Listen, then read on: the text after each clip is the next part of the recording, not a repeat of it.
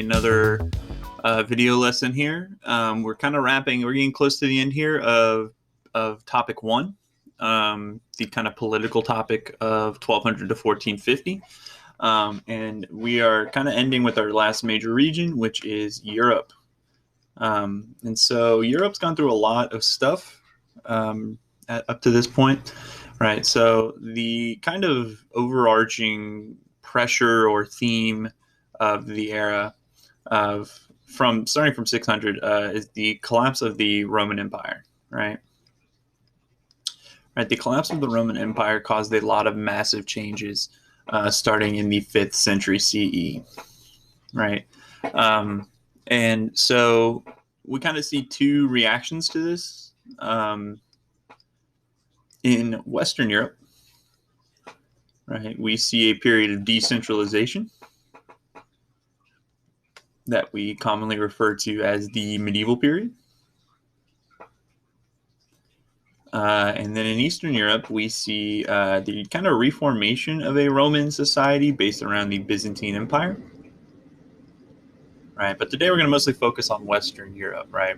So this is kind of post Rome, right? And especially in Western Europe, right? What we see really is a pretty rough time all around, right? We see a decline in trade. We see a decline in kind of intellect or technology, right? And intellectual pursuits. We also see the kind of an increase in conflict, right, between the different competing states of the era. But the one thing that really benefits from this collapse of the Roman Empire is the growth and power of the Roman Catholic Church, which at this point at some point converts from the Christian Church to the Roman Catholic Church with the schism in 1054, right? So the Roman Catholic Church gains a lot of power that we're going to kind of investigate during this time. However, as we kind of turn towards a new millennium, around 1000 CE, we enter what's called the High Middle Ages, or the High Medieval period, right?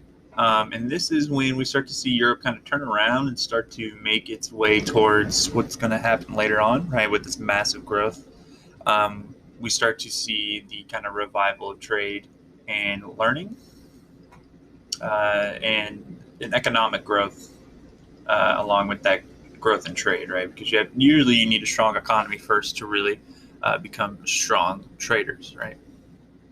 But first, let's talk about the political structure, which revolves around feudalism. All right, so feudalism is the main political structure of Europe during the Middle Ages, both the Low and High Middle Ages, right? And so this kind of served as protection for the kind of peasants, right?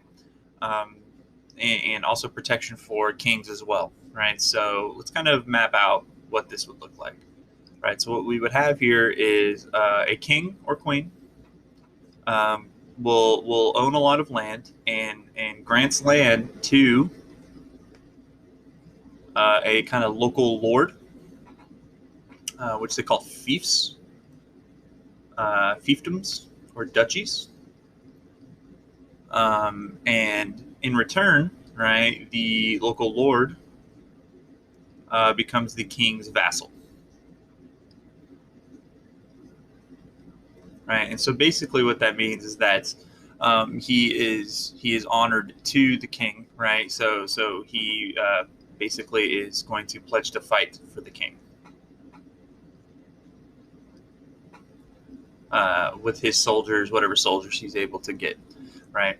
And then these lords, kind of on a separate kind of interaction, right? The lords provide for peasants, right? And specifically two key things, right? Land for them to work and protection from bandits, protection from invasions for peasants, which we're not necessarily calling peasants at this time, right? We're going to call serfs, right? I know the book's calling them peasants, but they're serfs because they have a kind of restriction on their rights. And if you guys kind of recall, right, when we've kind of talked about lower class labor, right, there's three kind of levels of it, right? We have slaves, we have serfs, and we have peasants, right? In order of least free to most free, right? Slaves obviously not free at all, right? They are the property of somebody else. Serfs are technically free, but there's some things they can't do, right? Specifically, they can't move, and they can't marry without permission from the local lord. Peasants have freedom to move, freedom to marry, right? They have all the freedoms. They're just usually rather poor, right? So the lords provide land and protection for these serfs, excuse me. And in exchange, these serfs provide kind of the tax payments to the lord, right? And usually, in either crops or livestock, and then also kind of just obey the lord's orders. Sometimes they'll even work the lord's land and obey the lord, right? And you guys have probably seen a lot of pop culture representations of this system, right? For example, something like Game of Thrones, right, has a very similar system, right? Especially in this particular system, because land is so important, right? Land in this particular society, more than most, equals wealth. Not to say land doesn't equal wealth in other societies, right? Because you can make food on it, right, and stuff like that. But this particular society as well, it is pronounced. And this feudal system also created the Code of Chivalry.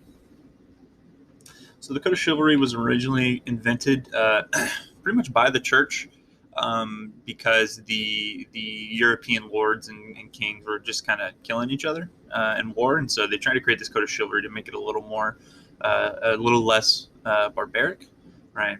They talked about things like honor, right, bravery, and in particular, though, it is kind of the protection of women, which while women are protected, you might think, oh, maybe women have a better role in this society. They really didn't, right? This did not increase the role or presence of women in these societies. It just kind of put them on a pedestal for the lords and knights of the realm to kind of protect, right? Speaking of knights, I forgot to mention, right? The lords would also give land to knights as well, who would kind of be the soldiers for the king and the lords, right? They give land. Sorry, it looks like it says lords. I'm going to rewrite that. They would give land to the knights, who would then kind of be loyal to them as well. So you kind of have this. So you have, if we kind of look at it, right, in our trusty old pyramid, it's a pretty good triangle. Right, we have our kind of king at the top.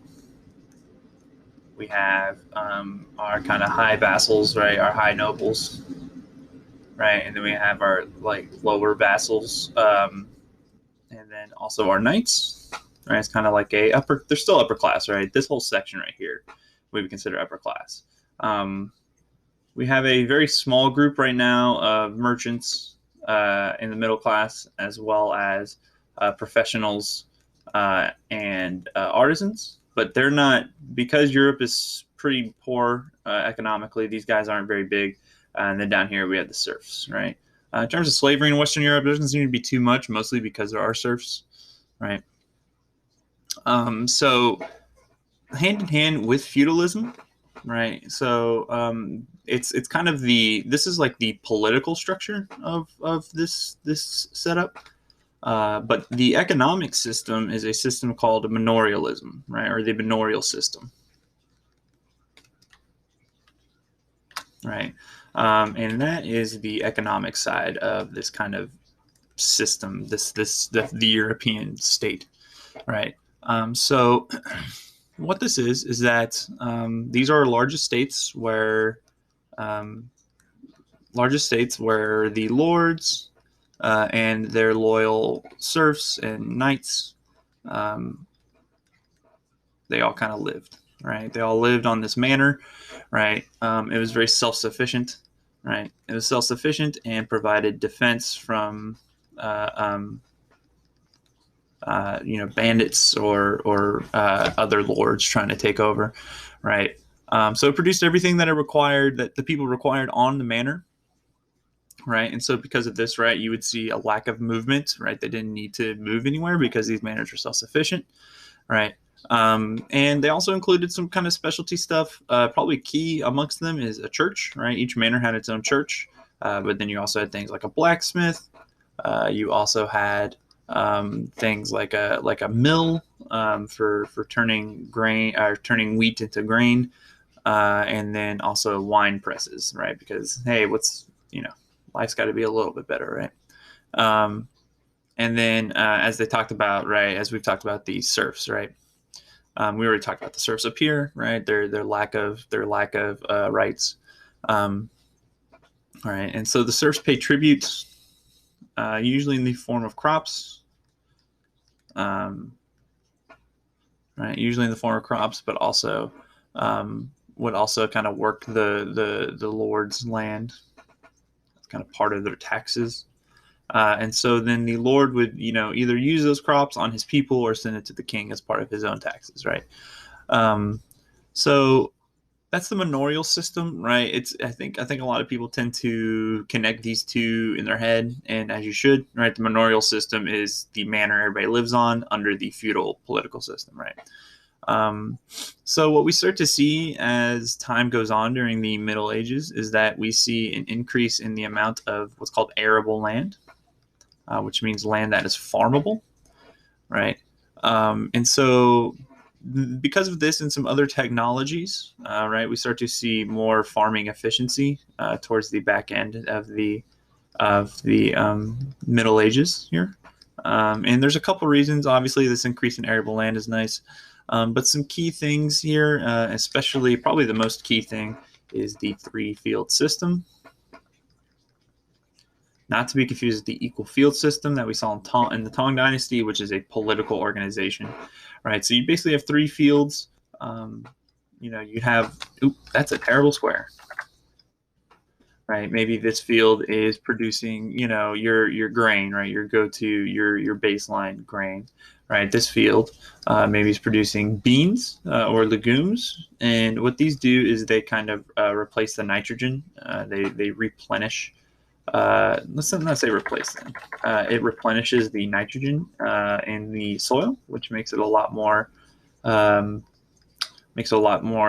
productive. And then you have another one that's fallow, right? Which means that there's nothing being produced on it during that season.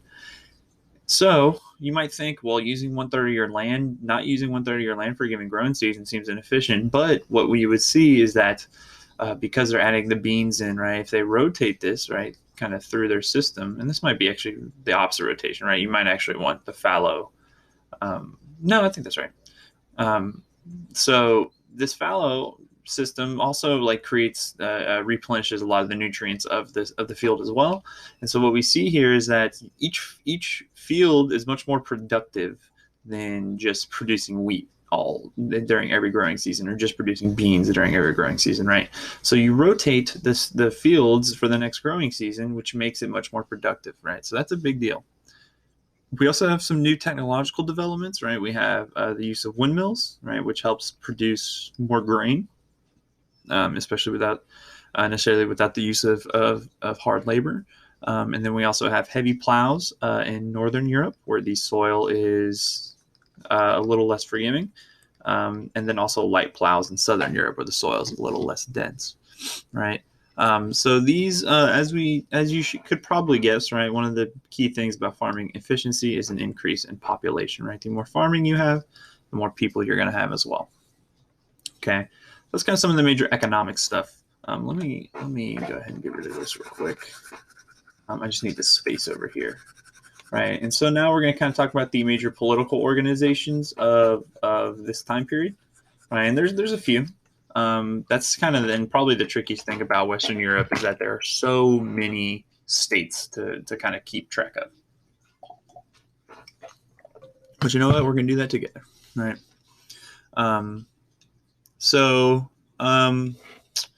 What we see here is that during the kind of key trend politically during the later Middle Ages is that we start to see the growth and power of the kings at the expense of the nobles. We see an increase in power of kings. at the expense of nobles.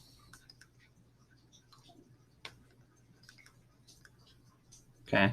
And so what this does is we see a lot more centralization, right? And especially because of things like the creation of their own bureaucracies, right? They start to create their own kind of government level institutions that help govern their state. And also the increase of private military, or not private militaries, but militaries that are owned solely by the king, right? What we previously saw is that the nobles would provide the military to the king, right? Which means that the king needed to be, quite nice to the nobles, but not necessarily anymore now that they're able to gather their own private militaries, right?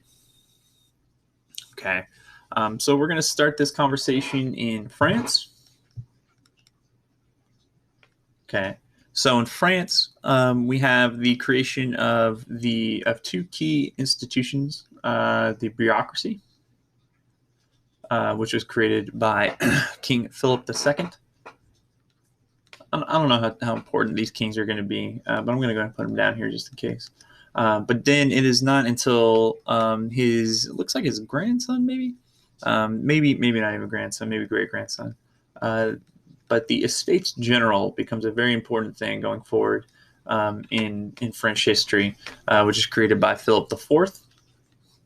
And the Estates General is a body to advise the king, so it has representatives from all three classes from France, and this also is a good time to talk about the three estates. This will come up. This will become very important in French history going forward. So there's representatives from each estate here who kind of advise the king on what to do, but they don't necessarily tell the king what to do, right? And the three estates, the first estate is the clergy, the second estate is the nobles, and the third estate is everyone else, right? Which is usually like merchants, professionals, right, living in urban areas, right? Not necessarily like peasants. Peasants are not necessarily represented here very well. So one of the interesting things about this is that the clergy and the nobles did not pay taxes to the French government, right? Only the commoners did, which seems a little backwards. Especially when you're talking about the nobles. The nobles tend to have the most wealth, so you probably want to tax them to get the most wealth for your government, right? This at this point, this has no power. We're just kind of setting up for some other stuff later on. But so France kind of starts to create centralization around the 12th century, right? Maybe let's kind of focus on that. Centralized around the 12th century, 13th century, right? Okay, our next stop is to the east of France, which is the Holy Roman Empire. So we've talked about the Holy Roman Empire briefly before under Charlemagne, but this is basically after Charlemagne, that Holy Roman Empire dies. And the first Holy Roman Emperor of this new one is Otto I, right? He's the first emperor of this new empire. And why it's called the Holy Roman Empire at this point is because it is backed by the church. Right. And what areas are we talking about here for the Holy Roman Empire? We're talking about Central Europe, so mostly German states, right? Modern day Germany, modern day Austria, modern day Switzerland, those kind of places, right? Even northern Italy as well, right? So it's backed by the church, but what we have here, one of the key issues is the power struggle between the church and the Holy Roman Emperor, right? Who has more power, the church or the emperor? And that gets really settled pretty clearly in the lay investiture controversy. So what is lay investiture? Well, what is investiture? We got to break this down. So investiture is the appointment of church officials, right? So appointment of bishops, appointment of priests, right? And so you would expect, right, if I asked you, hey, who appoints church officials, you'd probably say the Pope, right? And actually, it's right. We're talking about the Pope here, the power of the church. Lay, the term lay in this particular case means non-church people, right? So what this translates to is that non-church people are appointing church officials, right? And what non-church person might be appointing officials? Well, if you guess the emperor, you'd be correct, right? So we have a situation where the emperor is appointing church officials. And guess who doesn't like that? If you guess the Pope, you're correct, right? The Pope is not very happy about this because it's less power for the Pope. And so this whole issue gets settled at a event called the Concordat of Firms, right? Concordat of Firms. And the Concordat of Firms, sorry, I misspelled the, let's just go ahead and, yeah, there we go. The Concordat of Firms in 1122, right? And what is decided here is that the church is the sole appointees of church officials, or sole appointer of church officials, basically saying that the emperor no longer has this power, right? And this is a massive power struggle between the church and the emperor, right? And so this leads to a severe decrease in the power of the emperor, especially in relation to the local German princes. Okay. But the Holy Roman Empire really kind of starts to decline a little bit later after an event called the 30 Years' War, which is in the 17th century. So we're not necessarily here yet, right? We're still a few hundred years away from this, right? But kind of spoil the warnings on this. This is a big religious battle within the Holy Roman Empire, right? And then it kind of ends officially after Napoleon's invasions in the early 19th century. But again, I feel like they're kind of jumping the gun on this here. And so the Holy Roman Empire, though, isn't just having this conflict with the Pope, right? There's also the kind of internal conflict. And I'm kind of going off script here. I'm not going to ask questions about this on the quiz, right? But I do want people to know about this, right? The battle between the emperor and the local princes, right? And the German princes, right? So, and princes is a kind of catch-all term. It's not just princes. It's also like independent towns. There's also these kind of religious enclaves as well within the Holy Roman Empire, right? But this battle between the emperor and German princes really defines the Holy Roman Empire almost as much as the battle between the emperor and the Pope, right? So what you kind of see here is that the emperor is getting attacked on both sides, right? Both from the top with the Pope and from below with the princes, right? And so every time the emperor loses power to the church, we also see an increase in power for the German princes, because what we're going to see is the Pope is going to use the princes to kind of take power from the emperor as well, right? So these German princes will eventually help form kind of the core of major political states that we see today, like Germany, like Austria, like Switzerland, places like that. Okay. So that's a little bit about the Holy Roman Empire. It can be confusing, but just know that, the Holy Roman Empire as an actual empire is not super strong, right? Next up is Norman England. I like how they called it Norman England. I think that helps people maybe understand or remember what's up with England this time, right? So let's start with who the Normans are. So the Normans are Viking descendants. They are Viking descendants living in a place that the Vikings kind of settled in a area called Normandy, which is on the coast of France, right? So they were part of France, right? The Normans are part of the nation, the state we know today as France, right? And so they're right across the English Channel from England.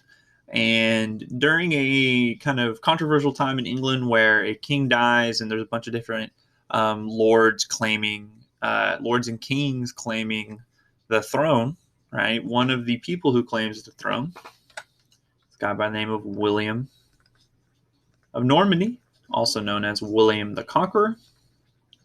And there's a reason he's called William the Conqueror, Actually, let's call him the Conqueror. I'm sorry, I thought the reading called him William of Normandy, and I'm looking at it now. It says it does not. So William the Conqueror of Normandy, the kind of lord of Normandy, invades England and successfully establishes himself as the King of England, right? And before this, England hadn't necessarily been super unified, right? And so using the Norman techniques that they had, we see a heavily centralized state under William and his descendants. And in particular, the mechanism that they use to keep a lot of power is the royal sheriffs, right? So basically, sheriffs are in the local areas, kind of implementing the central government's control, right? Sheriff of Nottingham kind of people, right? And so this kind of fusion of the Norman culture, right, the Viking Normans, plus the Vikings and non-Vikings who settled there previously, which are known as the Anglo-Saxons. The Angles, I don't know if the Angles are Viking per se. The Saxons, I do believe, are Vikings. I could be wrong about that as well, right? But these two cultures kind of combine to form the modern English culture, right? And so, in a shot, so William the Conqueror comes in from a foreign area. He is not, of the country, and on top of that, what you've already had before this are nobles in England already had quite a lot of power for themselves, right? At least within their territory. And so, what we see in a shocking turn of events is the nobles in England object to the strong centralization, right? They want a lot more power for themselves, which hey, makes sense, right? And so what we see here, right around the time of the Crusades, they actually use the Crusades to their benefit, the nobles do. The king, Richard, goes off to fight in the Crusades. And then is around this time, and particularly in a date I think is worth remembering, the date 1215. Around 1215, right, we see the nobles force King John, I believe. Yes, King John, to sign a new document, a brand new document, kind of in world history, the Magna Carta. Right, the Magna Carta creates some new rights, right? Which includes, at least for the nobles, it creates new rights, right? Trial by jury for nobles, right? You can't just imprison nobles, right? Which kings would do pretty consistently to kind of squash, dissent or anything like that. And then also they talked about the ability to approve taxes. They talked about a particular tax, scutage, which I'm not too worried about. Scutage being a tax paid on a knight who instead of fighting for the Lord would just pay money. They would approve, generally speaking, over time. We see that improved taxes, right? And the Magna Carta then leads to the first English Parliament as well, just about 50 years later, right? And that Parliament will, help approve tax laws and stuff. And of course, as we're going to see over time, the Parliament will become the political force in Britain and not the king, right? In the Parliament, we have two houses. We have the House of Lords, which represent the nobles, and we have the House of Commons, which typically, I mean, the word says kind of feels like peasants, but really, it is the wealthy townspeople, like wealthy merchants and wealthy businessmen and professionals and stuff like that, right? So that is Norman England. And let's take a break here so I can reload and create a fresh new